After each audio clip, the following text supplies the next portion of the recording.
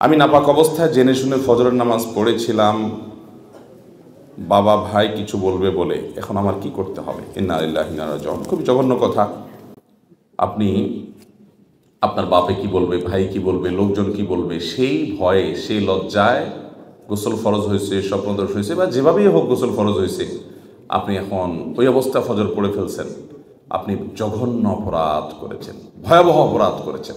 অপবিত্র অবস্থায় আল্লাহ তাআলাকে সিজদা নিবেদন করা, নামাজ পড়া, একটা ডেঞ্জারাস অপরাধ ভাই। এটা ঈমান নিয়ে টানাটানি হওয়ার মতো অপরাধ, খুব জটিল একটি বিষয়। যেহেতু অপরাধ হয়ে গেছে, প্রশ্ন করেছেন, আল্লাহর কাছে অনুতপ্ত হবেন, লজ্জিত হবেন, মাপ চাইবেন, এবং মৃত্যু পর্যন্ত আর জীবনের জন্য কখনো এই ভুল না হয় সে পরে সাবধান থাকবেন। আর মনে রাখবেন, কিছু কিছু লজ্জা আছে, এই লজ্জাগুলো নিন্দনীয় লজ্জা। যেমন আপনি কোথাও বেড়াইতে গেছেন আর রাত্রে স্বপ্নদোষ হয়ে গেছে, যেভাবে গোসল ফরজ হয়ে গেছে। এখন চিন্তা করতেছেন, এখানে জীবনে কখনো আসি না, বেড়াতে আসছি, এখন কাপড় চোপড় আনি নাই, হঠাৎ রাত্রে ছিলাম, হয়ে গেল স্বপ্নদোষ। এখন যদি এদের কাছে বলতে চায় একটা কাপড় দেন, একটা গামছা দেন, বলবো যে পোলা বেহায়া নাকি, কি করলো সে? এ ফজরের সময় গোসলের জন্য কাপড় চোপড় চাচ্ছে। আপনার সেজন্য শর্মের চোটে আপনি তার কাছে কিছু চাইলেন না, চুপচাপে শুয়ে থাকলেন, নামাজ পড়লেন না, কিংবা ভিতরে নামাজ পড়লেন। এই যে লজ্জা, লাজুকতা, এই যে জড়তা, কি বলবে তারা, লজ্জার কারণে চাইলেন না, এই লজ্জাটা ইমানের অঙ্গ না, এটা কুফুরির অঙ্গ। যে লজ্জাটা আপনাকে পাপের কাজ থেকে বাঁচায় তো নাই, বরং পাপের কাজ করায় আপনাকে দিয়ে, ওই লজ্জাকে জয় করতে হবে। ওইটা লজ্জা না, এখানে সাহসিকতার পরিচয় দিতে হবে। এটাকে সৎ সাহস বলে। সে যা মনে করে করুক, ওনারা যা মনে করে করুক, আমার ঈমান, আমার নামাজ, আমাকে ফরজ নামাজ পড়তেই হবে, এটা কোনো অবস্থাতে কম্প্রোমাইজ নাই। নামাজ এমন এক বিষয়, যুদ্ধের ময়দানে, রণাঙ্গনে পর্যন্ত সলাতুল খৌফ পড়তে হবে, এক রাকাত করে ভেঙে ভেঙে নামাজ পড়বে প্রয়োজনে, তারপর নামাজ পড়তে হবে। কারোর সতর ঢাকার মতো কিচ্ছু নাই, ওই অবস্থা নামাজ পড়তে হবে। কেবলা কোন দিকে জানে না, আন্দাজ করে পড়তে হবে।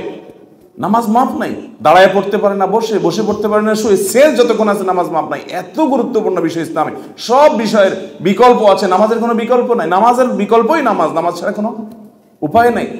অতএব আমার ফরজ নামাজ পড়তে হবে, গোসল ফরজ হয়ে গেছে, অপবিত্র অবস্থা নামাজ পড়া জায়েজ নাই, বিধায় আমাকে তাদের কাছ থেকে যে কাপড় নিতে হবে, গামছা নিতে হবে, তারা জেনে যাক, কিচ্ছু আসে যায় না। হ্যাঁ, একটু লজ্জা লাগবে, লাগুক, এই লজ্জাকে জয় করতে হবে। এটাকে বলা হয় সৎ সাহস। এটাকে বলে কি? এটাকে বলে সাহসী। আমার দেশে তো এখন সাহসীর সংজ্ঞা ভিন্ন। কোনো মহিলা কাপড় চোপড় খুব বেশি শর্টকাট করে ফেললো বা একদম খুলে ফেললো আর কি মনে করেন, তো পত্রপত্রিকা লেখে সাহসী নারী, এই নারী সাহসী আপনার ভূমিকা অবতীর্ণ, সাহসী অভিনয় করেছে। সাহস হলে এখন কাপড় চোপড় খুলে ফেলা। বেহায়া হয়ে গেলে তার নাম কি? সাহসী। যে নির্লজ্জ হওয়ার মতো সাহস করছে সে, এটারে সাহসী নাম দিছে। আসল সাহসী হলো ওই যুবক, যে যুবক ফজরের সময় গোসল করতে গিয়ে কেউ টের পেয়ে যাবে, ফরজ হয়ে গেছে গোসল, স্বপ্নদোষ হয়ে গেছে, তারপর সে কোনো হেজিটেশন করে না, আল্লাহর ফরজকে অগ্রাধিকার দিয়ে কে কি বললো এতে পাত্তা না দিয়ে সে আল্লাহর বিধানকে মেনে চলে। এই হলো আসল সাহসী। অতএব আসল সাহসী হবেন তো ইনশাআল্লাহ। আল্লাহ আমাদেরকে তৌফিক দান করুন। এরপরে প্রশ্ন হলো, যদি রুমে কোরআন রেখে স্বামী স্ত্রী মিলন করে সেটা জায়েজ হবে কিনা? জায়েজ হবে, এতে কোনো গুনাহ হবে না, এবং এটাকে কোনো গুনাহের বিষয় মনে করার কোনো কারণ নেই। ইচ্ছাকৃতভাবে কোরআন অমাননা হলে, কোরআন আছে এক সাইডে কোনো একটা কিছুর উপরে, ওই ঘরে মানুষ তার ব্যক্তিগত যে সমস্ত বৈধ কাজ আছে, যে কোনো বৈধ কাজ সেখানে করতে পারে, এর কারণে কোনো কোরআনের প্রতি অসম্মান, এর গুনাহ হবে না। ছোট শিশু পেশাব করে দিলে গোসল করতে হবে কিনা? ছোট শিশু যদি কোনো কাপড় চোপড়ে পেশাব করে দেয়, তাহলে সেই কাপড় যেই জায়গায় লেগেছে ওই জায়গা আপনি ধুয়ে ফেলবেন। আপনার কোলে পেশাব করছে, রানে পেশাব লাগছে, তাহলে রানটা ধুয়ে ফেলবেন, বাস, পাক হয়ে গেল। গোসল করা জরুরি না। অনেক মায়েরা আছেন এটার জন্য অহেতুক কষ্ট করেন। শীতের দিন, বাচ্চা দিছে কোলে পেশাব করে, এবার ভদ্র মহিলা আগা গোড়া পুরা শরীর উনি ধোয়ার জন্য ঠান্ডা পানি দিয়ে চলে যান। না, আপনাকে ইসলাম এত কষ্ট করতে দেয়নি।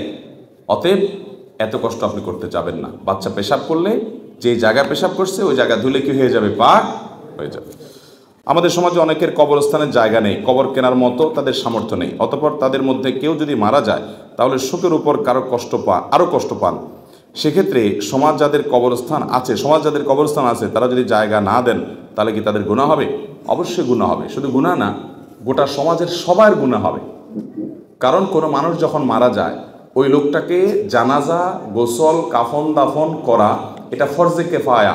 পুরো এলাকার কেউ যদি না করে তাহলে সবাই গুনাহগার হবে। হতে পারে একজন মানুষ মারা গেছে, তার কোনো নিজস্ব কবর দেওয়ার মতো জায়গা নেই, এই জন্য এলাকাবাসীর তরফ থেকে গণ কবরস্থান, সবার জন্য কবরস্থান এটা নির্মাণ করা, এটা ফরজে কেফায়া।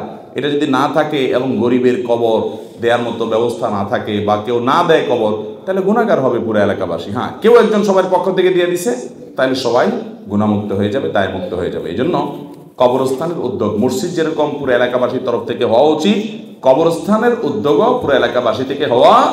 অনেক এলাকাতে ঈদগাহ আছে, কবরস্থান নাই। ভাই, ঈদগাহর গুরুত্ব এত নাই, কবরস্থানের গুরুত্ব যত আছে।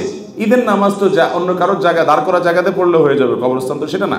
এই জন্য প্রতিটা এলাকাতেই কবরস্থান থাকা উচিত। আজকাল আবার পারিবারিক কবরস্থান বাইর হয়েছে, ঠিক না? পারিবারিক কবরস্থান, বিশাল বড় কবরস্থান আছে। আমি কদিন আগে বোধ দিনাজপুরের কোনো জায়গায় গেছি, অনেক পয়সা আলা মানুষ বিরাট কবরস্থান করে দিয়েছে এলাকাবাসীর জন্য, মসজিদের এক পাশে। আবার আরেক পাশে আরেকটা ছোট্ট কবরস্থান করছে। আমরা এটা আবার কি বলে, এটা আমাদের ফ্যামিলির জন্য। আমরা মরে কবরে চলে যাবেন ভাই, এখানেও আবার আমাদের ফ্যামিলির কবর, আমরা এখানে শোবো, এটা নেতাদের কবর। এই পাগলামির কোনো শেষ আছে? আল্লাহকুমুত তাকাসুর হাত্তা যুরতুমুল মাকাবির, কবরস্থান পর্যন্ত যাওয়া পর্যন্ত গর্ব, ফখর। এই জন্য গণ কবরস্থানে শোয়াটাই হলো সুন্নাহ। সাহাবীদেরকে দেখবেন, এই যে বাকিউল গারকাত, যেটাকে আমরা জান্নাতুল বাকি বলি, কবরস্থানে দেখবেন কত সাহাবীরা সেখানে শুয়ে আছে সিনিয়র।